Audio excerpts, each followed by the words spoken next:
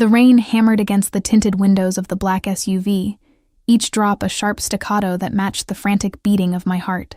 I clutched the worn handles of the double stroller, my knuckles white beneath the cheap fabric of my soaked jacket.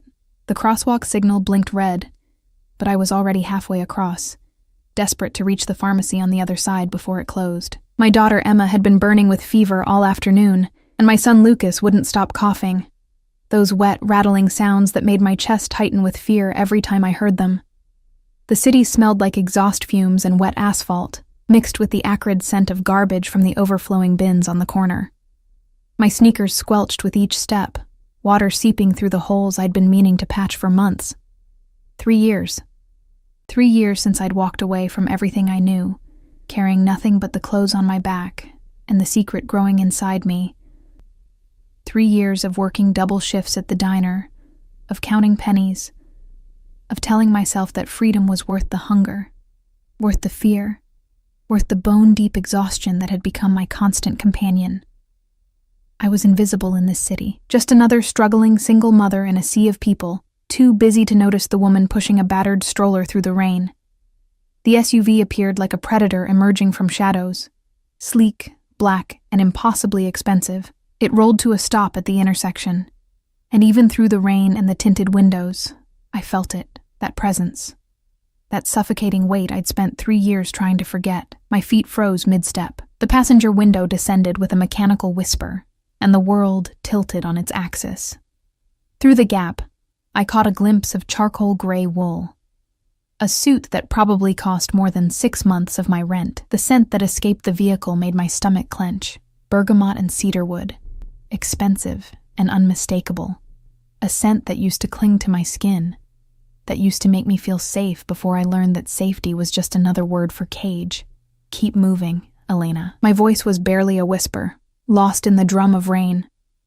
But the SUV's door opened, time fragmented into sharp crystalline pieces. A black leather shoe touched the wet pavement. Italian, polished to a mirror shine despite the rain. Then another. A figure emerged, and even backlit by the city lights, I would have known that silhouette anywhere. Tall, broad-shouldered, moving with the predatory grace of someone who had never known fear, because he was the thing others feared. Dante Moretti. My hands trembled on the stroller handles. Emma stirred, her small face flushed with fever, and Lucas coughed again, the sound weak and pitiful. The rain plastered my hair to my face, and I knew I looked like exactly what I was. A woman who had been broken down by life, piece by piece, until there was nothing left but survival instinct and love for her children. He stood there in the rain, and he didn't move, didn't speak. Behind him, I could see movement in the SUV, at least 2 other figures, their shapes suggesting the bulk of body armor beneath expensive suits. His security. Of course. Dante Moretti never went anywhere without an army at his back. I should have kept walking, should have lowered my head and pushed past him, pretended I was just another stranger on a city street. But my body had betrayed me, rooted to the spot by 3 years of nightmares and the visceral memory of what it meant to be in his orbit. Then his gaze dropped to the stroller. The world stopped. I watched his expression change. Watched the cold mask of the man who ruled the city's underworld crack, just enough to let something else through. His eyes, dark as midnight and twice as dangerous, fixed on the 2 small faces visible beneath the stroller's rain cover, Emma with her dark curls and his sharp cheekbones, Lucas with his olive skin and the stubborn set of his jaw that was pure Moretti. The twins were 2 years and 4 months old enough to have his features stamped on their faces like an undeniable truth I'd tried so hard to deny. Behind Dante, another figure emerged from the SUV. A woman, tall, willowy, dressed in cream-colored designer clothes that probably cost more than I made in a year. Her blonde hair was perfectly styled despite the rain, and diamonds glittered at her throat, the kind of diamonds that declared ownership, that marked territory. She had her hand on the car door, her expression impatient, annoyed at the delay. His fiancée. The woman the newspapers called Victoria Castellano, daughter of the Castellano crime family. The alliance that would unite 2 of the most powerful mafia organizations on the East Coast. Dante? Her voice cut through the rain, sharp with confusion and irritation. What's the delay? But he didn't turn toward her. didn't acknowledge her at all. His attention was locked on the stroller with an intensity that made my skin prickle with warning. I could see his mind working behind those dark eyes, could almost hear the calculations, the realizations clicking into place like bullets sliding into a chamber. The rain grew heavier, and somewhere in the distance, a car horn blared. The crosswalk signal had changed twice since I'd frozen here, trapped between the woman I'd been and the life I'd built from ashes. Dante. Victoria's voice again, louder this time, edged with the kind of entitlement that came from never having been denied anything. We're going to be late for... He moved. 3 steps brought him close enough that I could see the muscle ticking in his jaw, close enough that his presence engulfed me like a physical force, close enough that I caught the full impact of his scent and felt my traitorous body respond with memory, with the ghost of a time when I'd believed his darkness could shelter rather than consume. Elena. My name on his lips was a weapon and a caress, rough with something I couldn't name and didn't want to recognize. Those children, I found my voice somewhere in the depths of my terror, are none of your concern. His hand moved, not toward me, but toward the stroller. One of his men materialized beside him instantly, a wall of muscle in a black suit, hand inside his jacket where I knew a gun waited, but Dante waved him back with a subtle gesture, his attention never leaving my face. How old? The question was soft, deadly soft, the tone he used right before someone disappeared from the streets forever. 2. The word escaped before I could stop it. Mathematics was a merciless thing. I watched him do the calculation, watched the moment he understood that 9 months before the twins' birth put their conception exactly at the time when I'd still been his, when I'd still been naive enough to believe I could love a monster without becoming a monster myself. Emma coughed, a small sound that shattered the moment. My hands tightened on the stroller handles, maternal instinct overriding 3 years of fear. I need to go. They're sick. Get in the car. It wasn't a request. No. The word hung between us like a grenade with the pin pulled. Behind him, Victoria had stepped fully out of the SUV now, her expression transforming from annoyance to sharp interest. She was moving closer, her heels clicking on the wet pavement, and I could see the exact moment she registered the situation, the way Dante was looking at me, the stroller, the undeniable mathematics of the children's age. Dante? Her voice had changed, taking on a dangerous edge. Who is this woman? He didn't answer her, didn't even glance in her direction.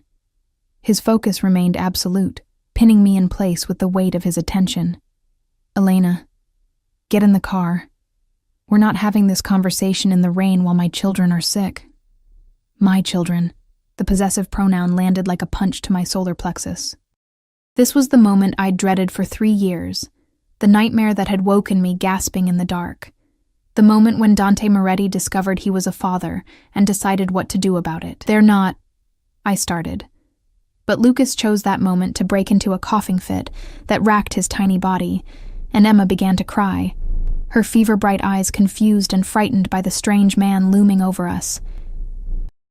Dante's expression shifted again, and something that might have been concern flickered across his features before the mask slammed back into place. He turned his head slightly, not looking away from me, but somehow addressing the man standing behind him. Marco, clear the pharmacy. Get their best pediatrician. Now. Marco, built like a tank, with scars that suggested he'd survived situations that would kill normal men, pulled out his phone and began barking orders in rapid Italian. I don't need your help, I said, but my voice cracked on the words because that was a lie. I needed help desperately. The pharmacy visit was just the start. I needed the money for medicine I couldn't afford, for the doctor's visit I'd been putting off, for the heating in our apartment that had stopped working 2 days ago. Pride was a luxury I couldn't afford anymore, but accepting help from Dante Moretti was a price I wasn't sure I could survive paying. Elena. He said my name like a prayer and a threat. You can get in the car willingly, or I can put you and the children in it myself. But one way or another, you're not walking away from me again. His voice dropped lower, intimate despite Victoria's presence, despite his men surrounding us. Not now. Not ever. The rain continued to fall, washing away the last 3 years of carefully constructed distance, of hard-won freedom. of the illusion that I could ever truly escape the gravity well of Dante Moretti's world. Victoria was close enough now that I could see the cold calculation in her blue eyes, the way she assessed me and found me wanting, poor, bedraggled, nothing. But her gaze sharpened when she looked at the stroller, when she saw the unmistakable Moretti features on my children's faces. "This is her?" Victoria's voice was ice wrapped in silk. "The whore who ran away 3 years ago." The word landed like a slap, but before I could respond, Dante moved. His hand shot out and caught Victoria's wrist with enough force to make her gasp, his grip visibly painful even from where I stood. "Choose your next words very carefully," he said, his voice so cold that I felt Victoria shiver despite her expensive coat. "That woman is the mother of my children. The next person who disrespects her won't live long enough to regret it." The threat hung in the air, and I saw the moment Victoria understood that the balance of power had shifted irrevocably. Whatever alliance their engagement represented, whatever political benefits it brought to his organization, it meant nothing compared to the 2 small children coughing in the rain-soaked stroller. He released her wrist and turned back to me, and in his eyes, I saw the truth I'd been running from for 3 years. Dante Moretti never let go of what belonged to him, and whether I liked it or not, I had just been reclaimed. The pharmacy was empty by the time we entered, its fluorescent lights harsh against my rain-soaked skin. I'd watched through the SUV's tinted windows as Marco and 2 other men in dark suits had simply walked in, spoken briefly to the manager, and within minutes, every customer had been ushered out. A closed for emergency maintenance sign appeared on the door. The speed and efficiency of it made my stomach turn. This was Dante's world, where money and fear could reshape reality in minutes. I'd tried to refuse getting in the vehicle, had clutched the stroller handles and planted my feet on the wet pavement. But Emma's crying had grown more desperate, and Lucas's breathing had taken on a wheezing quality that terrified me more than Dante ever could. So I'd climbed into the SUV with as much dignity as I could muster, which was none at all, and pretended not to notice how Victoria had been left standing on the curb, her face a mask of barely controlled rage. Now, inside the pharmacy, Dante stood beside me but not touching, his presence a constant weight I couldn't ignore. The pharmacist, a nervous man in his 50s with trembling hands, was preparing medication under Marco's watchful eye, while another of Dante's men stood by the door, hand resting casually on the gun I could see beneath his jacket. I knelt beside the stroller, unbuckling Emma first. Her small body was hot against mine as I lifted her, her dark curls damp with fever sweat. She buried her face in my neck, whimpering, and I felt the familiar ache of helplessness that came with watching your child suffer and being unable to fix it. "Let me see her."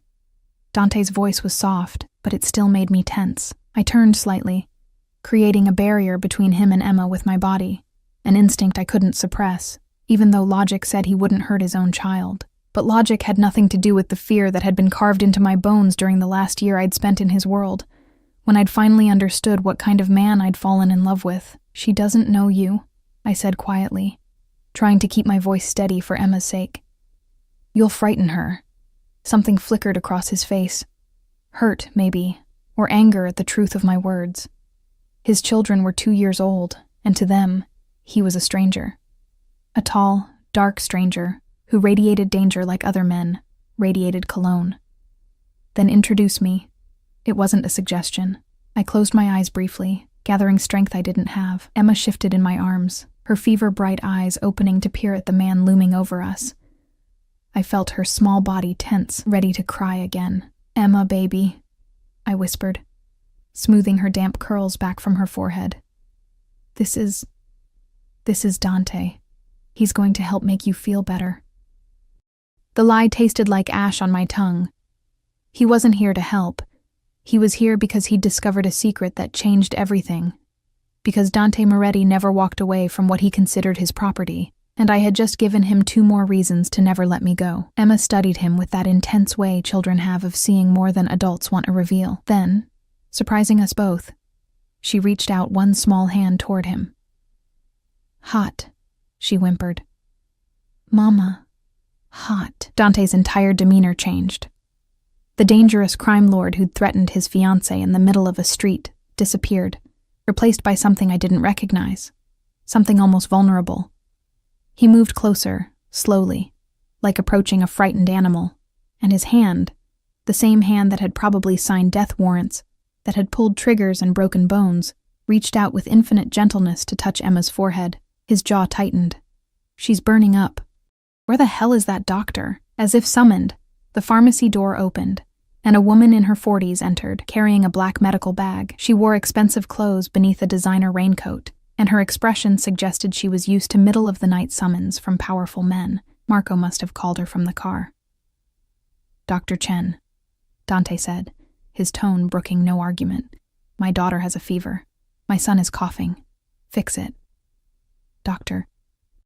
Chen's eyes widened slightly at the word daughter, but she recovered quickly, professional mask sliding into place. "Let me examine them. Is there somewhere private?" The pharmacist, still trembling, gestured toward a small consultation room at the back. Dante's hand moved to the small of my back, possessive, proprietary, guiding me toward it before I could protest.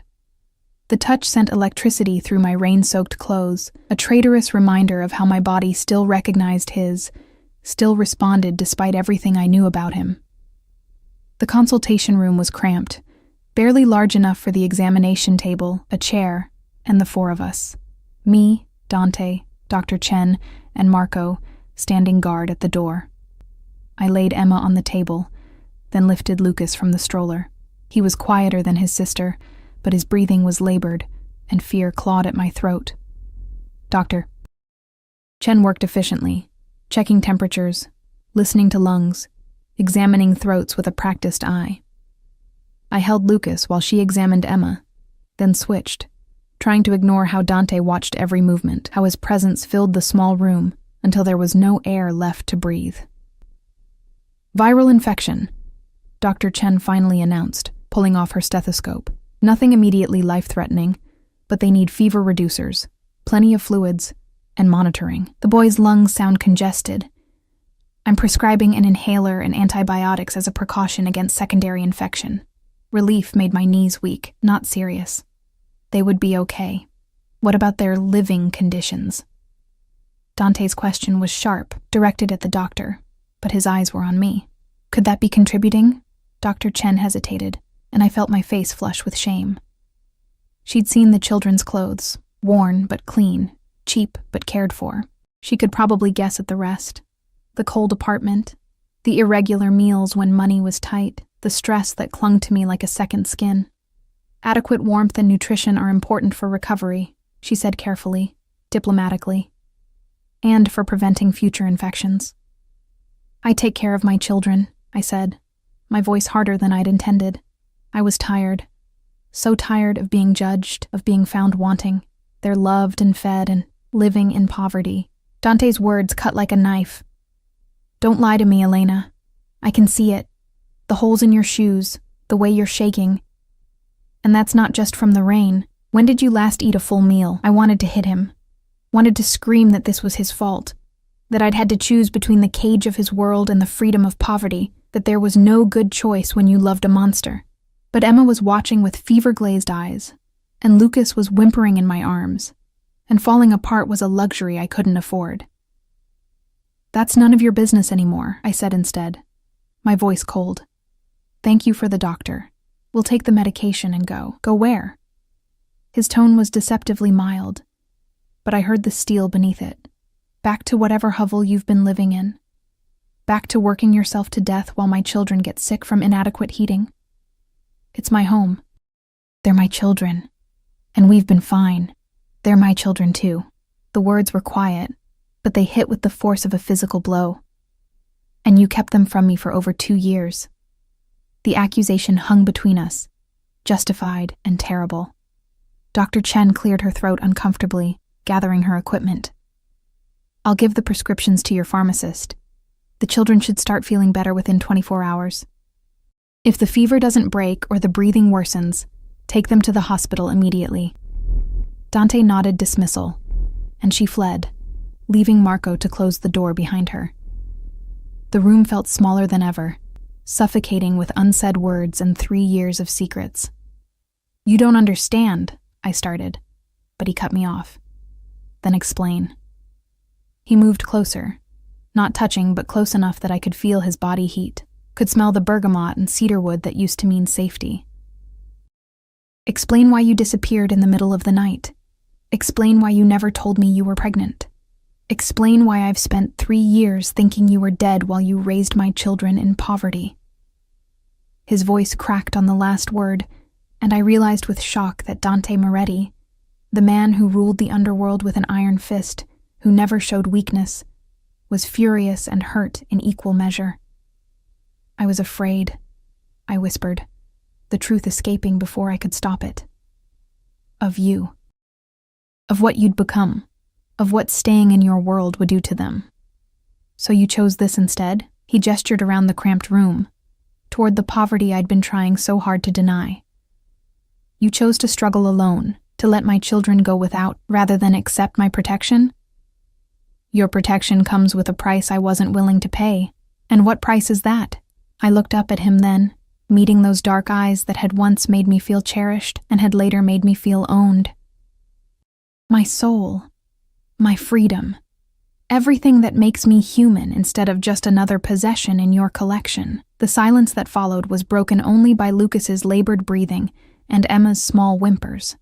Dante's jaw worked, his hands clenching and unclenching at his sides, a tell I remembered, a sign he was fighting for control. I never tried to own you, he said finally, his voice rough. I loved you. You loved the idea of me.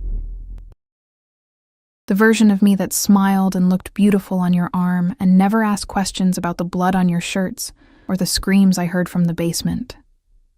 My voice shook, but I kept going, 3 years of silence finally breaking. You loved me the way someone loves a painting. Something beautiful to possess, to display, to keep locked away from the world. That's not... He stopped, and for a moment, I saw something like uncertainty cross his face. I protected you. You suffocated me. And when I found out I was pregnant, I shifted Lucas in my arms, his small weight a reminder of everything at stake.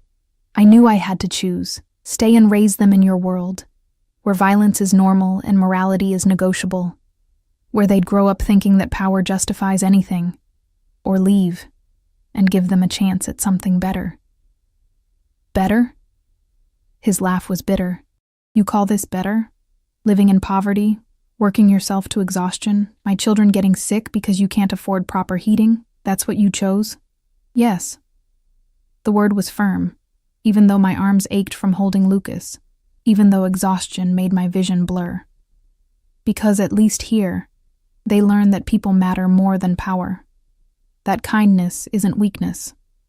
That love doesn't come with conditions and contracts, and the constant threat of violence. Dante stared at me, and in his expression, I saw a war being waged between the man he'd become and whatever remained of the person he'd been before the Moretti family business had consumed him entirely. Elena, he said finally, and his voice held a note I'd never heard before. Something almost pleading. I can't let you go. Not now. Not knowing I have children who need me. Need you? I shook my head. They need food and warmth and safety. They need a mother who isn't constantly looking over her shoulder. They don't need a father who solves problems with bullets and bribes. They need both. He moved closer, and this time he did touch me, one hand cupping my face with a gentleness that made my traitorous body remember every moment I'd loved him. And whether you want to accept it or not, you need me too. How long can you keep this up, Elena? How long before exhaustion makes you sick? Before you can't work anymore and lose even the little you have? His thumb traced my cheekbone, and I hated that my eyes burned with tears I refused to shed. He was right, and that was the cruelest part. I was drowning, had been drowning for 3 years, kept afloat only by stubborn pride and desperate love for my children. I won't go back to being your prisoner, I whispered. Then don't.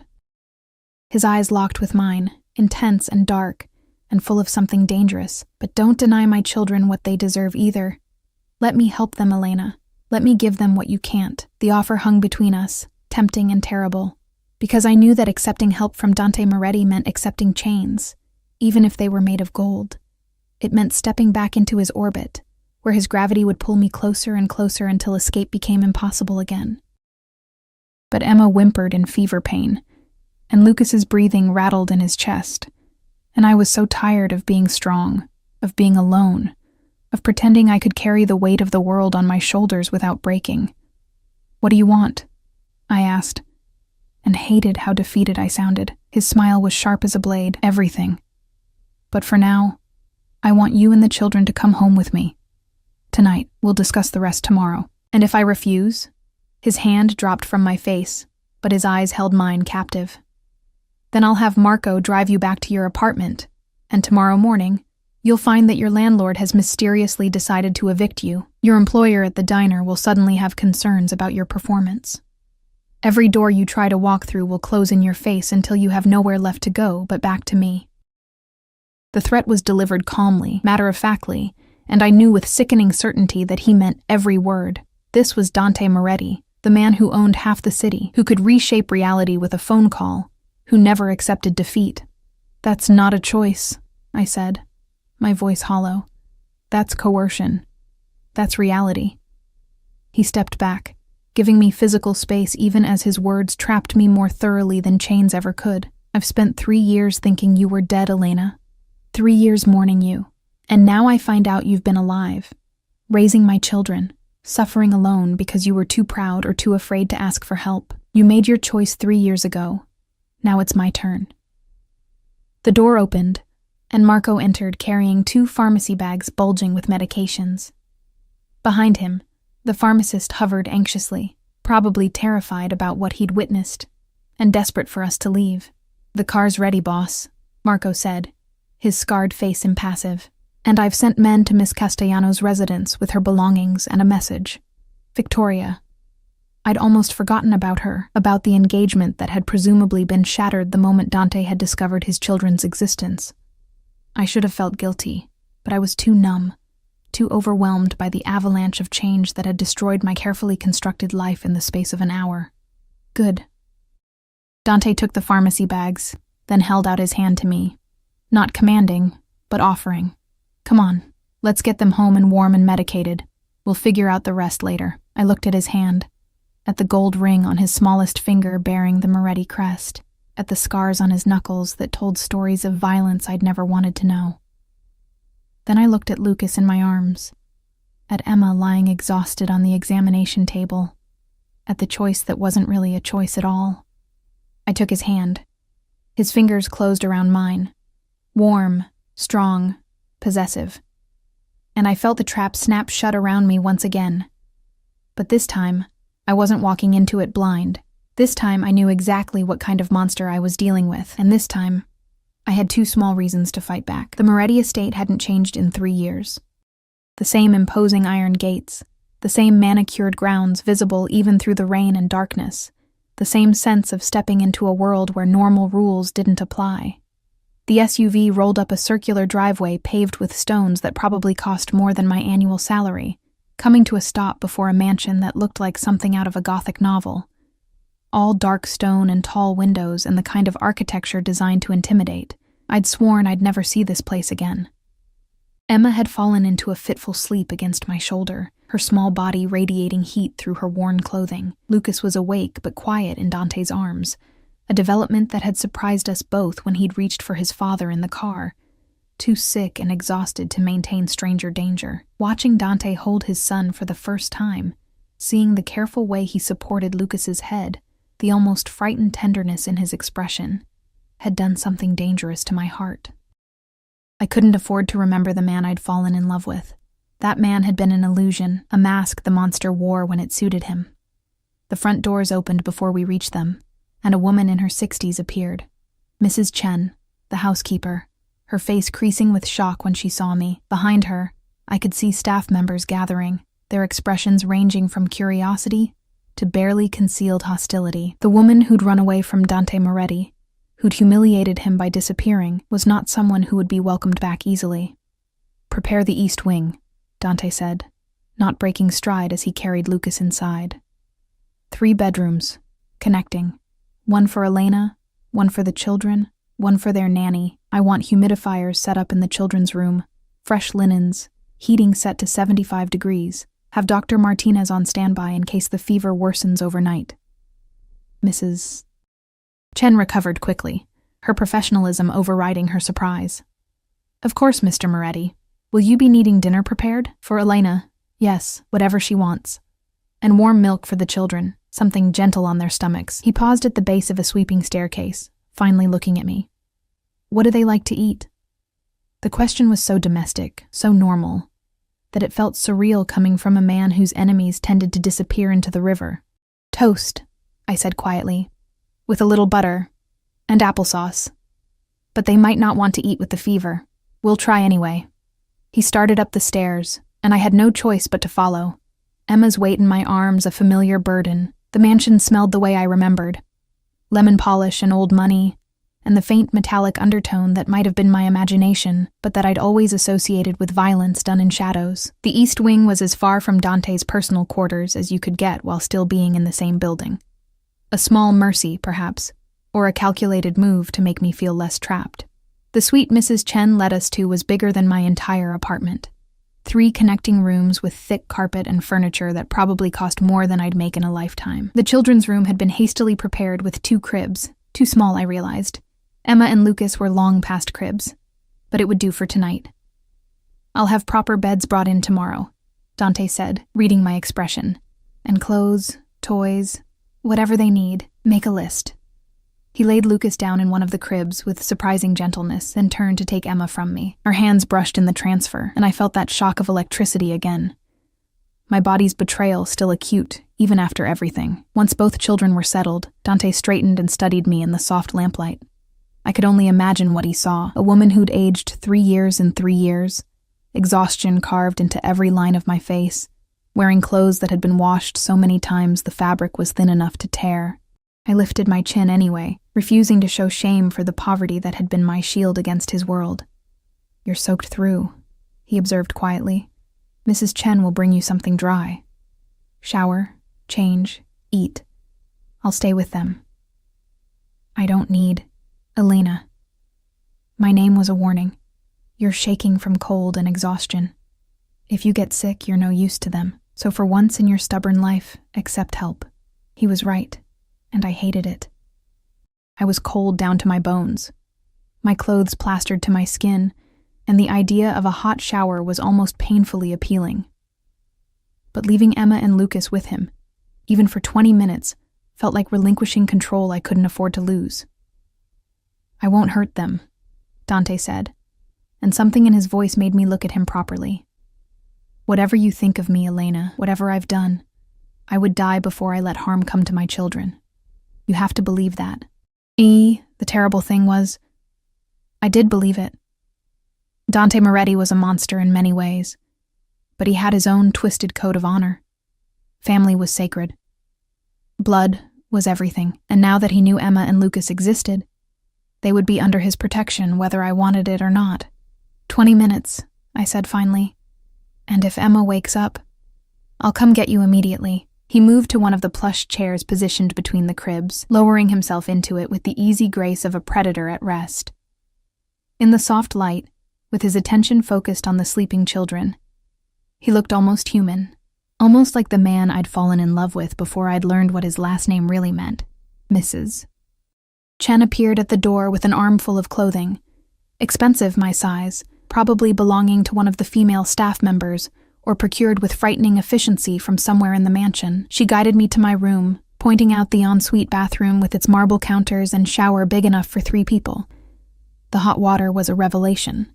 I stood under the spray until my skin turned pink, until the chill finally left my bones, until I could no longer tell if the water on my face was from the shower or from tears I refused to acknowledge. 3 years of careful distance, of hard-won freedom, destroyed in a single rainy evening. I was back in Dante's world, back in his orbit, and I had no idea how to protect my children from the gravity that would inevitably pull them deeper into his darkness. When I emerged, wrapped in a towel that cost more than my weekly grocery budget, I found clothes laid out on the bed, soft leggings and a cashmere sweater that felt like a cloud against my skin. No underwear, I noticed, which meant these had definitely been procured from somewhere in the house. The thought of wearing another woman's clothes should have bothered me more than it did, but I was too tired to care. Dressed and marginally more human, I made my way back to the children's room. The door was ajar, and I paused in the doorway, arrested by the scene before me. Dante sat in the chair, Lucas cradled in his arms. At some point, my son had woken and begun to cry, and Dante had picked him up, was now rocking him slowly while humming something low and melodic. A lullaby, I realized with shock, in Italian. Lucas's eyes were drooping, one small fist clutched in Dante's expensive shirt, completely trusting in a way that made my chest ache. "You're good at that," I said quietly, announcing my presence. Dante looked up, and in his expression, I saw naked vulnerability quickly masked. "My mother used to sing this to me before." He trailed off, and I filled in the blanks. Before she'd been killed in a rival family's attack. Before violence had become the only language the Moretti family understood. I moved into the room, checking on Emma. Still asleep. Her breathing easier now that the medication was working. When I turned back, Dante was watching me with an intensity that made my skin prickle. "We need to talk," he said quietly, "about how this is going to work. There's nothing to work out. This is temporary, just until they're better. Then we go back to our life." His laugh was soft and humorless. "No, Elena, you don't get to decide that unilaterally anymore. These are my children. I have rights." "Rights?" Anger flared in my chest, hot and welcome after hours of fear and confusion. "You want to talk about rights? You gave up any rights when you chose to be a criminal. When you chose violence and power over everything else. I didn't choose this life. I was born into it." His voice remained low, mindful of the sleeping children, but I heard the steel beneath. "And everything I've done, every decision I've made, has been to protect my family, to keep them safe in a world that would destroy us given the chance."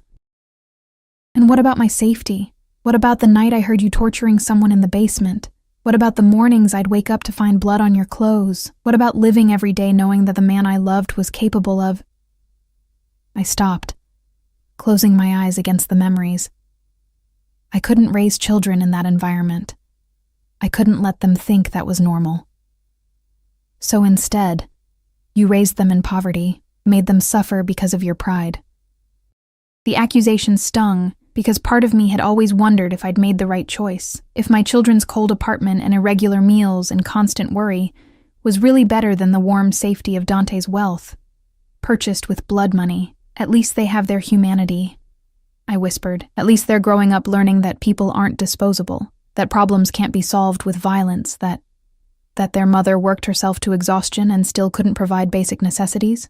Dante stood carefully, settling Lucas back into the crib with practiced ease. Then he turned to face me fully, and in the lamplight, he looked every inch the dangerous man he was. "I'm not arguing that my world is perfect, Elena. I'm not even arguing that you were wrong to be afraid. But you can't deny that I can give them more. Better education, better health care, better opportunities. Everything. Everything except a moral compass. Then you'll provide that." He moved closer, not touching, but near enough that I had to tilt my head back to maintain eye contact. "Stay. Not as my prisoner, not as my possession, but as their mother. Let me provide for them, protect them, give them the life they deserve. And you teach them morality, humanity, whatever values you think I lack. That's not how this works. You can't compartmentalize. They'll see who you are, what you do. They'll learn from your example. Then I'll be better." The words were quiet, fierce.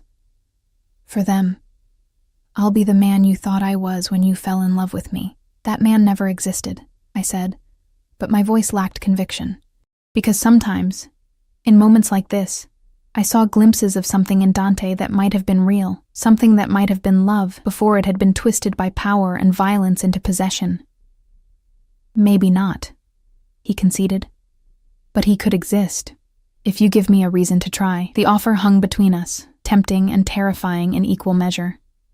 Because I could see it, the life he was painting, Emma and Lucas growing up with every advantage, never hungry or cold or afraid. Me, freed from the constant exhaustion of survival, able to actually be present for my children instead of working myself to death to provide bare necessities. All I had to do was surrender, Accept the golden cage, and pretend I didn't see the blood on the bars. And what about Victoria? I asked, latching on to practicality because emotion was too dangerous. Your fiancé? The alliance with the Castellano family? Something cold flickered across Dante's face. That engagement is over. Has been since the moment I saw you again. The Castellanos won't be happy, but they're not stupid enough to start a war over it. Not when I'm willing to compensate them in other ways. Just like that? You throw away a political alliance. For my children? Without hesitation, he reached out, catching a strand of my damp hair and tucking it behind my ear. The gesture was intimate, familiar, and I hated how my body responded to it.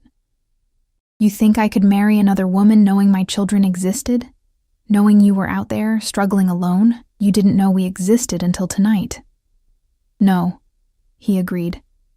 But I knew I'd never stopped. He stopped himself, jaw tightening.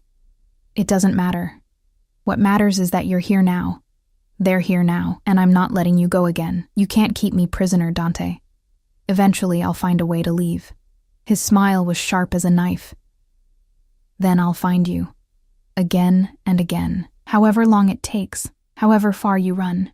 His thumb traced my cheekbone, and his eyes held mine with absolute certainty. You're mine, Elena. You always were. The 3 years you were gone don't change that. And now that we have children together, his hand moved to cup the back of my neck, pulling me closer until I could feel his breath against my lips. Now you're bound to me forever. There's no running from that.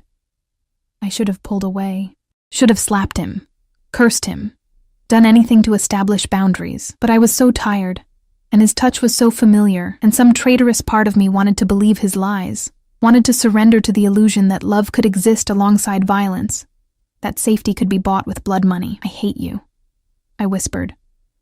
But the words lacked conviction. No, you don't. His lips were almost touching mine now, his voice a low rumble that I felt in my bones.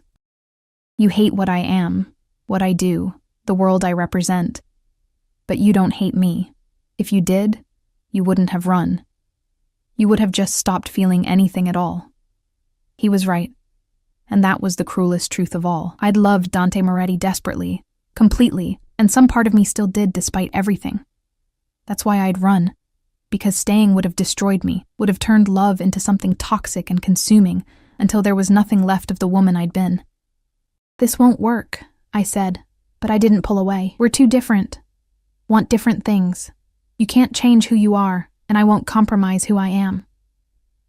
Then we'll find a middle ground. His forehead rested against mine, and for a moment, we were just two people standing in the lamplight, not a mob boss, and the woman who'd run from him. For them. We'll figure it out together. Emma stirred in her crib, making a small sound of distress. Instantly, we both turned toward her, the spell breaking. I moved to her side, feeling her forehead, still warm, but not burning like before. The medication was working. You should sleep, Dante said quietly. I'll stay with them tonight. If anything changes, I'll wake you. I can't just... Elena. His hand on my shoulder stopped me. You're exhausted. You'll be better able to care for them if you actually rest. Trust me for one night. Just one. I wanted to refuse. Wanted to plant myself in the chair and maintain my vigil, prove that I didn't need him, that I could handle everything alone. But my body was screaming for rest, and the bed in the next room was calling to me like a siren song. One night, I agreed finally. But tomorrow, we're setting boundaries, rules. This doesn't mean I'm staying permanently. His smile suggested he knew better, but he didn't argue. Whatever you need to tell yourself to feel in control. I hated how well he knew me, how easily he could read the fears I tried so hard to hide, but I was too tired to fight anymore tonight. So I retreated to my room and collapsed onto the bed that was softer than clouds. My last thought before sleep claimed me was that I'd made a terrible mistake.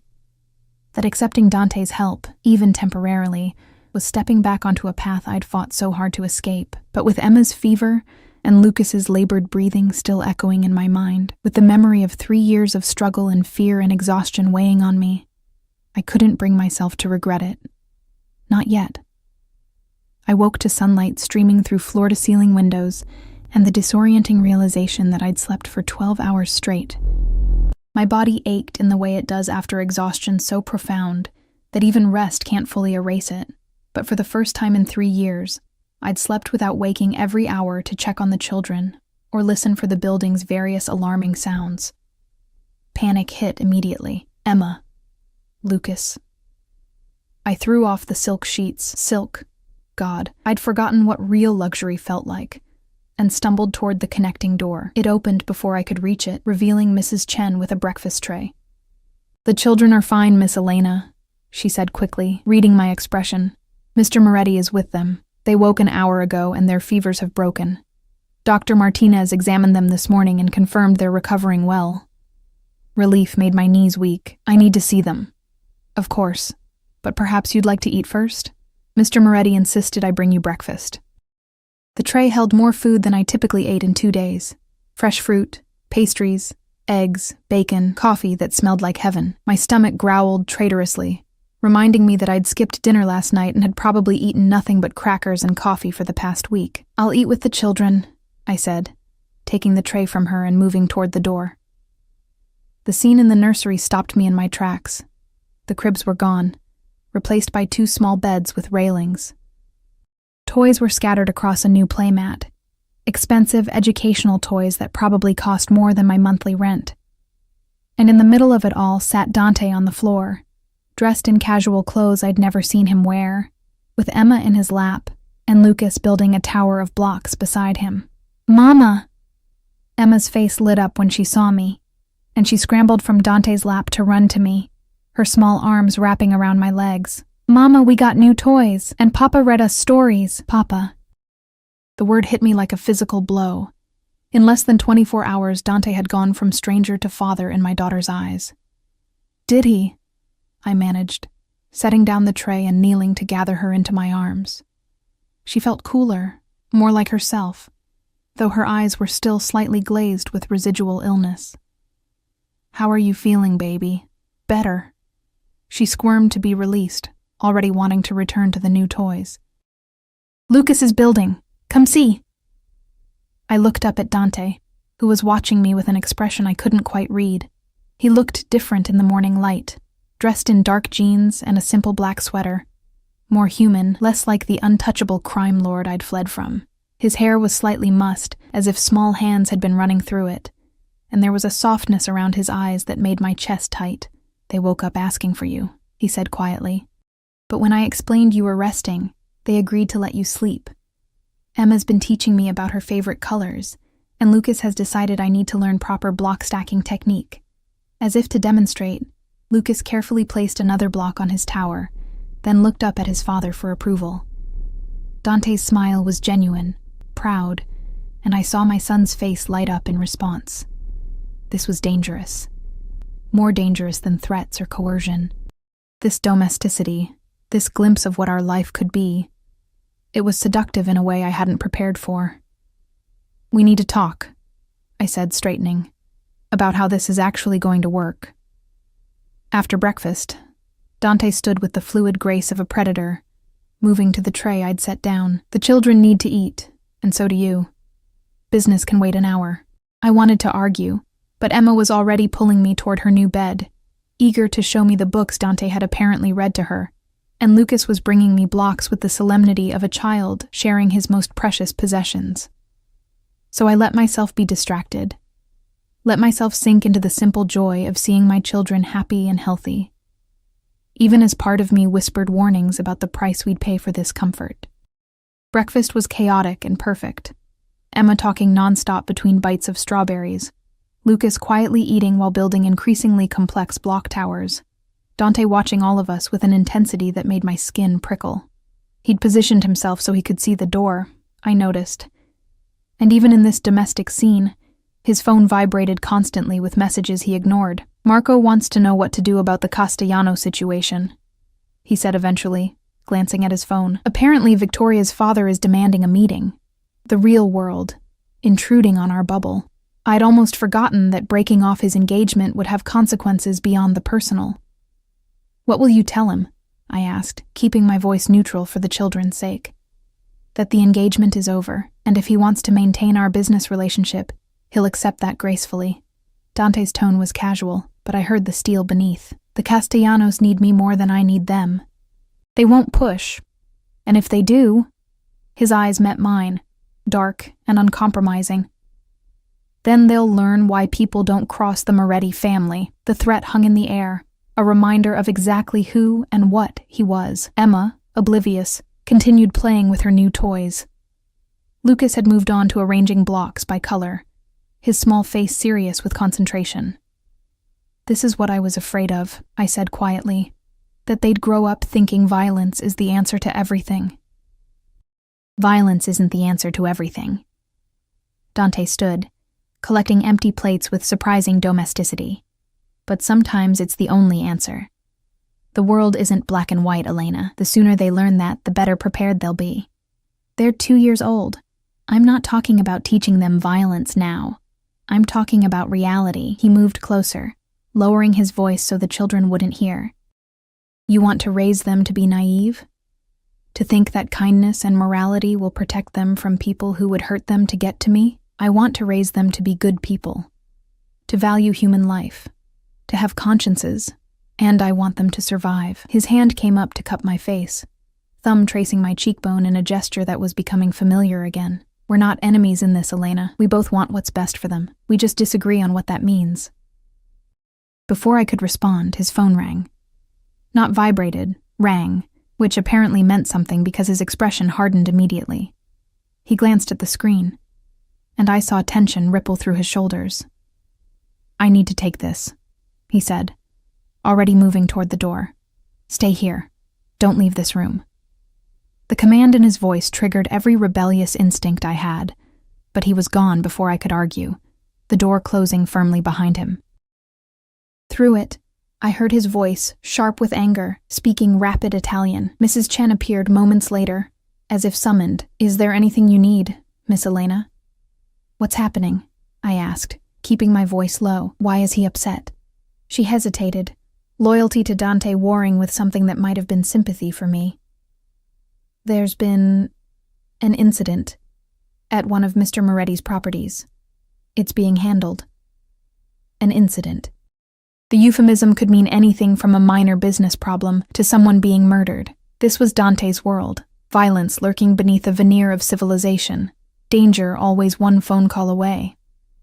"Mrs. Chen," I said carefully, "what happened to me? After I left, what did Dante do?" Her expression softened. "He searched for you. For months. Used every resource he had, called in every favor. I've never seen him like that. Desperate. Almost broken." When the months turned into years with no trace, she trailed off, shaking her head. "We all thought you must be dead. It was the only explanation that made sense. That he couldn't find you." The revelation settled over me like a weight. I'd known Dante would look for me, but I'd underestimated the intensity of it. I'd covered my tracks carefully. New identity, cash-only transactions, staying away from security cameras, never using the internet. I'd lived like a ghost for 3 years, and apparently it had nearly destroyed him. "He loves you," Mrs. Chen said quietly, in his way. "It might not be the love you wanted, but it's real. Love shouldn't feel like a cage." "No," she agreed, "but sometimes it does anyway, especially for men like Mr. Moretti, who've lost so much and learned to hold on too tightly to what remains." Emma chose that moment to bring me a stuffed bear from her new collection, demanding that I admire it properly. I pulled her into my lap, breathing in her familiar scent, baby shampoo and something uniquely hers, and tried not to think about how quickly she was accepting this new reality. Children were adaptable. It was a blessing and a curse. Dante returned 20 minutes later, his expression carefully neutral, but his eyes still carrying shadows of whatever incident he'd been dealing with. He'd changed clothes, I noticed. The casual sweater replaced by a dress shirt and slacks, his armor against the world. "I need to go out," he said, his gaze finding mine. "Business that requires my attention. Marco will stay with you. We're prisoners then. You're protected." His jaw tightened. "There's a difference. Not from where I'm standing." He moved closer, crouching down so he was eye level with me while I sat on the floor with Emma. "Elena, I need you to understand something. The moment I claimed you and the children publicly, the moment I broke off my engagement for you, you became targets. My enemies will look for any weakness they can exploit. And you—" His hand came up to touch Emma's hair gently. "All of you are the biggest weakness I've ever had." The admission hung between us, vulnerable and honest in a way I hadn't expected. This was why he'd never wanted to love anyone, I realized, why he'd kept his distance from real emotional attachment. Because in his world, love was liability. "Then let us go," I said. "We'll disappear again.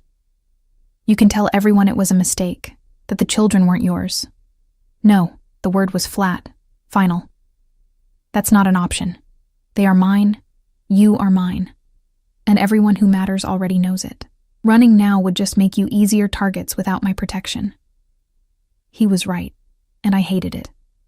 By coming back here, by accepting his help even temporarily, I'd painted targets on all our backs. The only thing standing between us and his enemies now was Dante himself. "How long?" I asked quietly. "How long until it's safe?" His smile was bitter. "Define safe. In my world, there's no such thing as completely safe. But I can make you safer than you've been living in that apartment, scraping by, vulnerable to anyone who might have connected you to me. No one knew who I was. You don't know that. You can't know that." His hand moved to my face, forcing me to meet his eyes. "I've made a lot of enemies, Elena. Some of them very patient, very thorough. If they'd found you before I did—" He didn't finish the sentence, but I saw the fear flash across his face. Real, visceral fear that he quickly masked. Emma yawned against my shoulder, still recovering despite the broken fever. Lucas had curled up on one of the new beds, his eyes drooping. They needed naps, needed continued rest and medication, and the kind of care I could finally provide here. "I'll stay," I said finally, the words tasting like surrender. "For now. Until they're fully recovered and until you've dealt with whatever fallout there is from your broken engagement. But Dante—" I waited until he was looking at me fully. "I'm not staying as your possession, not as some kept woman. If we do this, we do it as partners, as co-parents. You don't control me and I don't control you. But we make decisions about the children together. Done." His agreement came too quickly, and I saw the trap, even as I walked into it. Because co-parenting meant staying in contact, meant being in his orbit, meant slowly being pulled deeper into his world, until the lines blurred, and I forgot where I ended, and his influence began. But what choice did I have? He was right about the danger, right about my vulnerability, right about being able to provide a better life for Emma and Lucas. All I could do was hold on to my sense of self, maintain my boundaries, and hope that 3 years of hard-won independence had made me strong enough to resist his gravity. "I need to go," Dante said, standing. "Marco will be outside the door. Mrs. Chen can get you anything you need. There's a phone on the nightstand. My direct number is programmed in. If anything happens, anything at all, you call me immediately." "What kind of anything?" "Anything that makes you uncomfortable, anyone you don't recognize, any feeling that something's wrong." His expression was serious, intense. "Trust your instincts, Elena. If something feels off, it probably is." The warning made my skin prickle. "You're scaring me. Good. Fear keeps you alert. Alert keeps you alive." He moved to the door, then paused, looking back at where I sat on the floor with Emma drowsy in my arms and Lucas sleeping on the bed. "I'll be back for dinner. We'll talk more then about how this is going to work." Then he was gone, leaving me alone with the children and the uncomfortable realization that I'd just agreed to share my life with a man I'd spent 3 years running from. The room felt smaller without his presence, the luxury less appealing, the golden cage more apparent. Emma's breathing had evened out into sleep, and I carefully carried her to her bed, tucking her in beside her brother. They looked peaceful, healthy, safe. That was what mattered.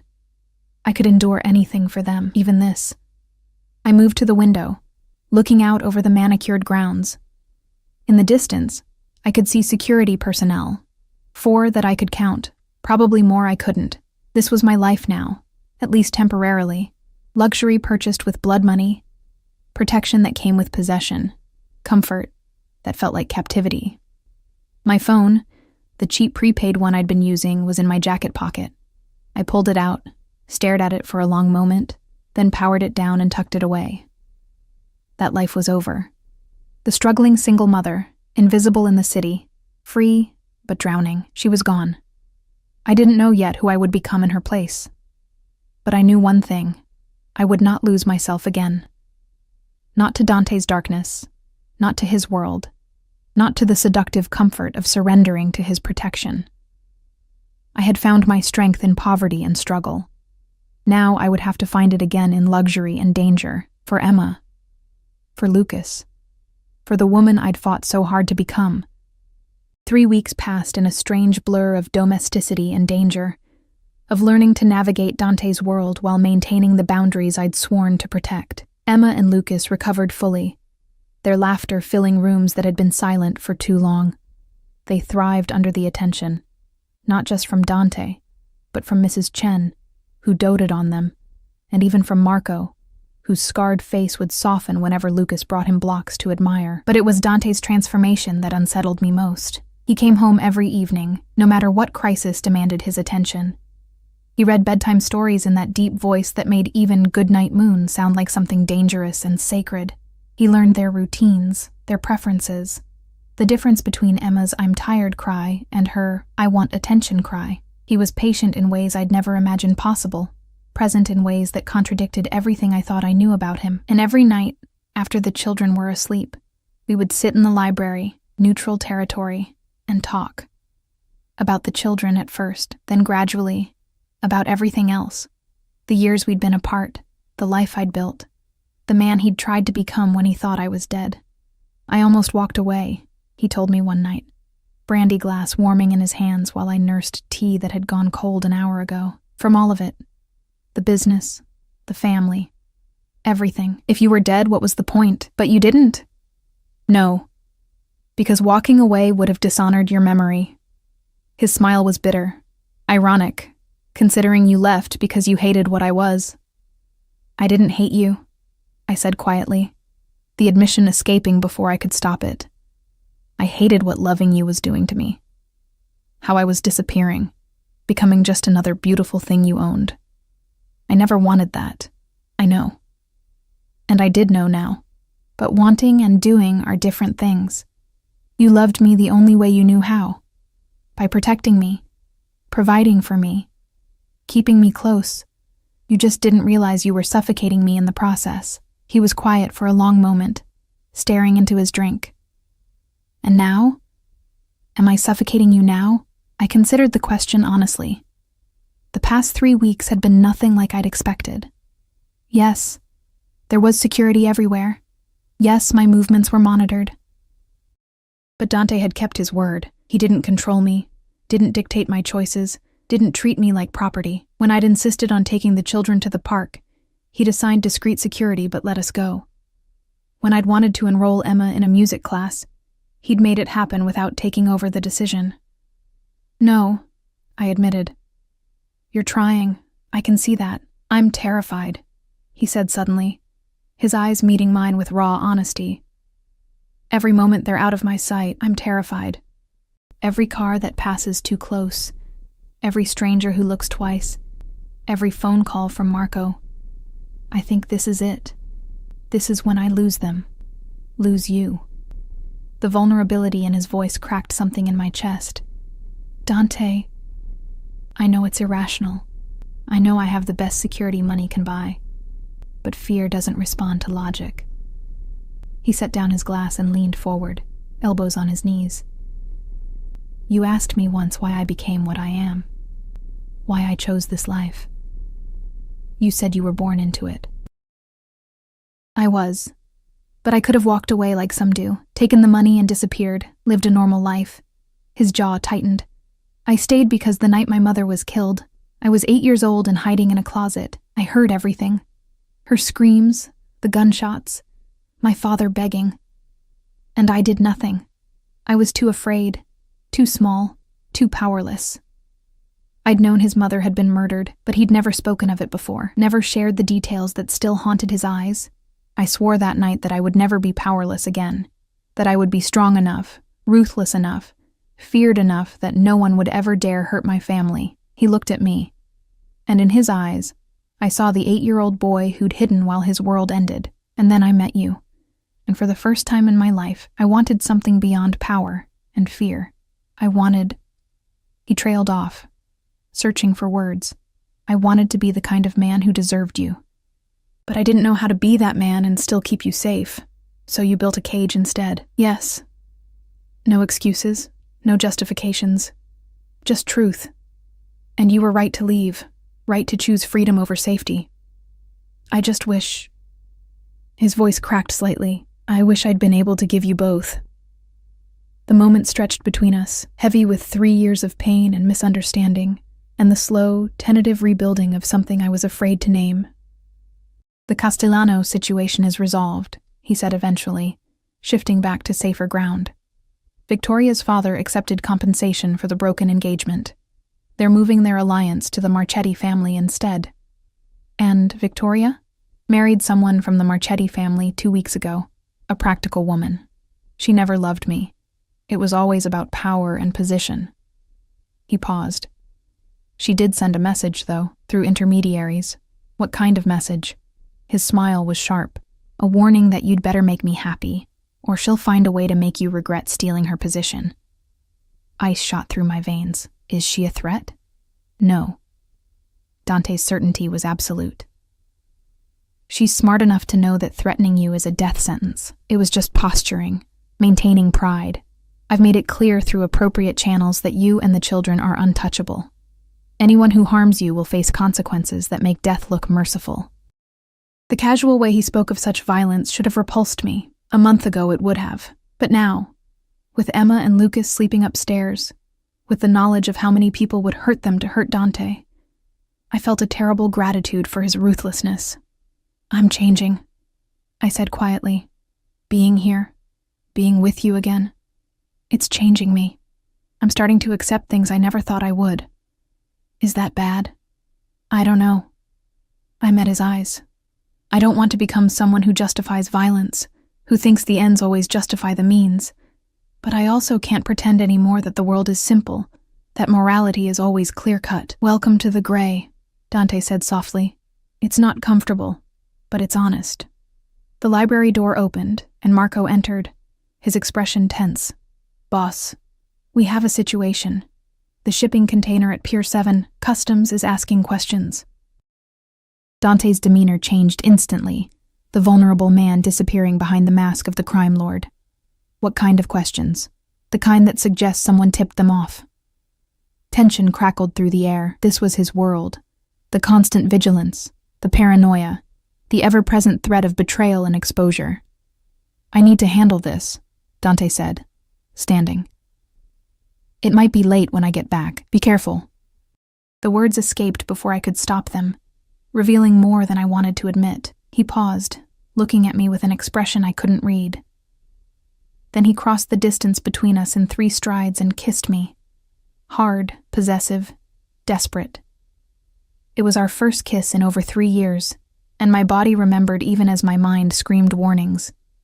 I tasted brandy and danger, and the complicated truth that I'd never stopped wanting him, even when I'd hated what he represented. When he pulled back, his eyes were dark with promise. We're not finished, you and I. This conversation, he gestured between us. It's not over. Then he was gone, taking Marco and half the security detail with him, leaving me alone in the library with the taste of him on my lips and the uncomfortable realization that I was falling back into his orbit. Not helplessly, not without awareness, but inevitably nonetheless. The weeks turned into months. Summer came, hot and humid, and I watched Emma and Lucas grow in ways that both delighted and terrified me. They were happy, genuinely happy, in ways they'd never been in our cold apartment. They had stability, attention, everything children needed to thrive. And Dante kept his promises. He didn't control me, didn't cage me, didn't try to remake me into something compliant and decorative. Instead, he courted me. Slowly, patiently, like a predator who'd learned that some prey required a gentler approach. Dinners at restaurants where he'd rented the entire space so I wouldn't feel exposed. Walks in the garden while the children napped, where he'd tell me about his day and actually listen to mine. Small gifts that showed he'd been paying attention. A book I'd mentioned wanting. Art supplies because I'd told him I used to paint. A jade plant because I'd said I missed having something green to care for. He was careful with me in ways he'd never been before. Patient when I pulled away, understanding when I needed space. Present, but not overwhelming. It was seductive, this new version of Dante Moretti, the one who'd learned from past mistakes, who was genuinely trying to be better. But I never forgot what he was capable of. The nights he came home with blood on his cuffs that he thought I didn't notice, the phone calls he took in Italian, his voice cold and final. The way people looked at him with fear, even as they showed respect. He was still a monster. He was just a monster who loved his children and was learning to love their mother without consuming her. 6 months after that rainy night at the crosswalk, I stood in the nursery watching Emma and Lucas sleep. They'd graduated to toddler beds now, decorated with their favorite colors and characters. They looked peaceful, safe, loved, everything I'd wanted for them when I'd run away. Achieved through the man I'd been running from. "You're thinking too hard," Dante's voice came from the doorway, low and intimate. I can hear it from down the hall. I turned to face him. He was in his shirt sleeves, tie loosened, looking tired but content, more human than monster in the soft lamplight. "I was thinking about choices," I said quietly. "About how 3 years ago I chose freedom over safety, and now I'm choosing both, somehow." "Are you?" He moved closer, not touching but near enough that I felt his warmth. "Or are you still waiting for the other shoe to drop? Still convinced this is temporary?" "Isn't it?" I challenged. "This domesticity, this version of you who reads bedtime stories and kisses scraped knees. How long before the real Dante Moretti comes back? The one who solves problems with violence and doesn't understand why I flinch." He never left Elena. His hand came up to cup my face, thumb tracing my cheekbone in the gesture that had become familiar again. "I'm both men. The father who loves his children, and the criminal who protects them with blood if necessary. You don't get to separate them. They're the same person." "I know." The admission hurt. That's what I'm struggling with, because I love watching you with them. I love seeing you be gentle and patient and everything I never thought you could be. But I also know what you did last week to the man who tried to steal from you. Dante's expression hardened. He betrayed the family. There are consequences for that. He had children too. A wife who's now a widow. He should have thought of that before he stole from me. No remorse, no guilt, just the cold pragmatism that was at his core. In my world, loyalty is everything. Betrayal can't be tolerated, and that's what I can't accept, that black and white ruthlessness. Then don't accept it. His other hand came up, framing my face between his palms. Keep challenging me. Keep being my conscience. Keep reminding me that there's another way to be human. But don't ask me to be weak, Elena. Don't ask me to let threats to my family go unanswered just to maintain some moral purity. I'm not asking for moral purity. I'm asking for proportionality, for mercy when it's warranted. And when is it warranted? His eyes searched mine. When someone threatens my children? When they put you at risk? Where's the line, Elena? I didn't have an answer. That was the problem with gray areas. Nothing was simple anymore. "I don't know," I admitted. "But I think we figure it out together. I push you toward mercy. You pull me toward realism. And somewhere in the middle, we find something that works, a compromise." His smile was soft. "I can work with that." He kissed me then, slow and deep, different from that desperate kiss months ago. This was a promise, a beginning, an acknowledgement that we were building something new from the ashes of what we'd been. When he pulled back, his forehead rested against mine. "Marry me." I laughed, though it sounded more like a sob. "You're insane." "Probably, but I'm serious." He stepped back enough to meet my eyes. "Not because I want to own you or cage you, not even because of the children, though God knows I want them to have both parents fully committed, but because I love you, Elena. I loved you 3 years ago, and I love you now. And I'll love you 3 years from now when you're still arguing with me about proportional response and moral complexity.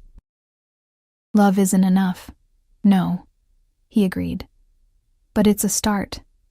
And we've already proven we can coexist. We've built something here over the past 6 months. Something real. He was right. Against all odds, against every instinct that had told me to run, we'd built a family. Messy, complicated, morally ambiguous, but real nonetheless. I need time, I said. To think about it, to be sure. Take all the time you need. His hand slid down to intertwine with mine. I'm not going anywhere. Neither are you. We have the rest of our lives to figure this out. The presumption should have annoyed me. Instead, I felt something like relief because he was right. I wasn't going anywhere, not because I was trapped, but because I'd chosen to stay, chosen this complicated, dangerous, beautiful life we were building together. Okay, I said softly. Ask me again in 6 months. If we've survived that without killing each other, I'll say yes. His smile was brilliant, transforming his face from dangerous to devastating. Challenge accepted. Later, much later, I lay in my bed, still separate from Dante's, maintaining that boundary even as others blurred, and thought about the woman I'd been 3 years ago. She'd been brave enough to run, strong enough to survive alone, fierce enough to protect her children at any cost. I was still that woman. But I was also someone new, someone who'd learned that strength could coexist with compromise, that love could survive in gray areas, that sometimes the right choice was the one that made your heart and your conscience reach an uneasy truce. Emma and Lucas would grow up knowing both worlds, the one I represented, with its emphasis on empathy and morality, and the one Dante represented, with its harsh pragmatism and protective ruthlessness. Maybe that made me a bad mother, failing to protect them from his darkness. Or maybe it made me a realistic one, preparing them for a world that was never as simple as I'd wanted it to be. 6 months later, on a crisp autumn evening, Dante asked again. We were in the garden, watching Emma and Lucas chase fireflies in the gathering dusk, their laughter bright against the shadows. Marco and the security detail were there but distant, giving us the illusion of privacy. Marry me, Elena. No ring, no grand gesture. Just those 3 words and the weight of everything we'd built together. I looked at him. This man who was monster and father, criminal and lover, darkness, and the person who'd taught me that light could exist even in the shadows. I thought about the year we'd spent learning each other again, fighting and compromising and slowly building something that looked like partnership. Yes, I said, and watched his face transform with joy. He kissed me while our children played in the fireflies, while his security pretended not to watch, while the world we'd built together settled into something that felt almost like peace. It wasn't perfect. It never would be. But it was ours. Messy and complicated and real. That night, after the children were asleep, Dante made love to me for the first time in over 3 years. It was different than before, less about possession, more about partnership. He touched me like I was precious but not fragile, desired but not owned, and when I fell asleep in his arms, finally sharing his bed, I felt something I'd thought lost forever. Home. The wedding was small, private, just family, and a few trusted associates. Emma was flower girl, Lucas was ring bearer, and neither of them understood why Mama was crying, even though she was smiling. Mrs. Chen wept openly, and even Marco's scarred face softened into something that might have been a smile. Dante vowed to love me, protect me, and never cage me again. I vowed to love him, challenge him, and never run away again. They were promises we'd probably break and remake 1,000 times over the years, but they were also a foundation, something solid to build on, even when everything else was shifting. 5 years later, I stood in the same garden, watching Emma and Lucas, 7 years old now, play with their baby sister, Sophia. Dante was beside me, his hand warm in mine, his presence a constant I'd learned to trust again. Any regrets? He asked quietly, the question he posed every year on our anniversary. I thought about the woman I'd been, struggling alone in that cold apartment. I thought about the compromises I'd made, the moral flexibility I'd developed, the ways I'd changed to fit into his world while maintaining my core self. Only one, I said honestly, that I didn't trust you enough to try this 3 years earlier. That I wasted time running when we could have been building this together. You needed to run, he said, surprising me with his understanding. You needed to prove to yourself that you could survive without me, that you had strength independent of my protection. Otherwise, you never would have believed you were staying by choice. He was right. I'd needed those 3 years of struggle to become someone strong enough to stand beside him as an equal, rather than as a possession. I love you, I said, the words coming easier now than they had even a year ago. Monster and man, father and criminal, all of it. I love you too. He pulled me closer, pressing a kiss to my temple. Conscience and challenge, mother and partner, all of it. Sophia shrieked with laughter as Lucas swung her around, and Emma called for us to watch her cartwheel. Our children. Safe. Loved. Growing up in a world that was complicated but theirs, they would have to navigate the gray areas we'd created, would have to reconcile their father's darkness with their mother's light. But they would do it together, as a family. And that, I thought, watching Dante scoop Sophia up while Emma and Lucas demanded equal attention, was worth every compromise, every moral complexity, every moment of uncertainty. We'd built something real from impossible circumstances, something that looked like love, felt like family, and tasted like hard-won happiness. It wasn't the life I'd imagined for myself, but it was the life I'd chosen, again and again, day after day, and that made all the difference. The rain had stopped years ago, but we'd finally found our way home.